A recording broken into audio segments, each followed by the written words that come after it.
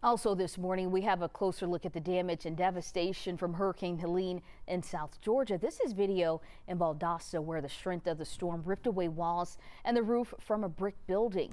Here in Atlanta, this is video from floodwaters covering the golf course at Bobby Jones Golf Course in Northwest Atlanta on Northside Drive.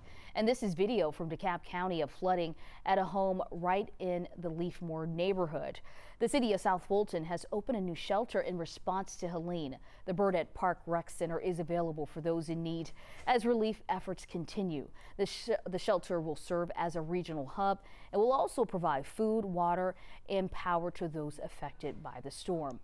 And while we keep our eyes on the metro, Governor Brian Kemp says resources have to stretch across the entire state as everyone prepares to clean up after Helene. You're looking at just some of the damage left behind in South Georgia. This is the scene in Valdosta, not far from the Florida state line. 11 Alive's Doug Richards has more on the state's sweeping response. While this fallen oak tree blocked traffic for hours on a major road connecting Atlanta's Midtown neighborhood to Thomasville Heights, Governor Brian Kemp says much of the state's recovery effort has been devoted to damage outstate, plus search and rescue efforts, especially in South Georgia. We're also trying to get to multiple structures right now that we know have individuals inside that we're unable to communicate with. We'll have to literally cut our way into situations like this. Kemp says officials at midday had identified 115 damaged structures in South Georgia with people trapped inside. That, he says, has put nuisance trees like this one inconveniencing residents on the back burner of the rescue effort. We have a lot of people calling us because they may have a tree across their road and their neighborhood may be blocked. But our priority is getting to medical emergencies in facilities like hospitals, nursing homes, and others that need critical help and don't have power.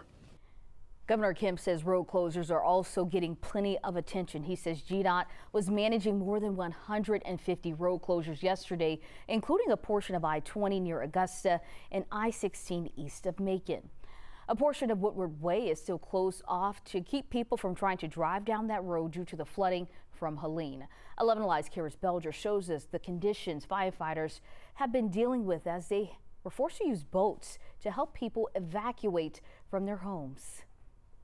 This is heartbreaking. Carlos Carrillo thought he had seen it all. We thought that in 2009 was going to be a 100-year flood, and here we are 15 years later.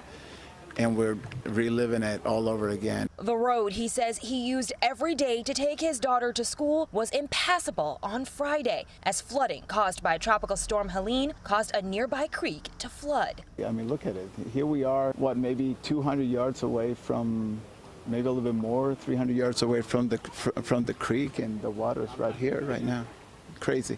It was a similar scene around different areas of the Buckhead neighborhood. The rising waters from Peachtree Creek meant first responders used boats to rescue families from their homes. We did experience some individuals that were stranded in their vehicles, and we've had swift recovery by Atlanta Fire Rescue Department to be able to rescue, to do about 20 rescues to save people with boats. Crews continued to work throughout the day, blocking off streets as they began the process of assessing the damage left over from the storm. Atlanta Mayor Andre Dickens says crews are going to continue to monitor the water levels in different parts of the city, and when things become safe, they'll begin looking at trees, power lines, and other urgent repairs.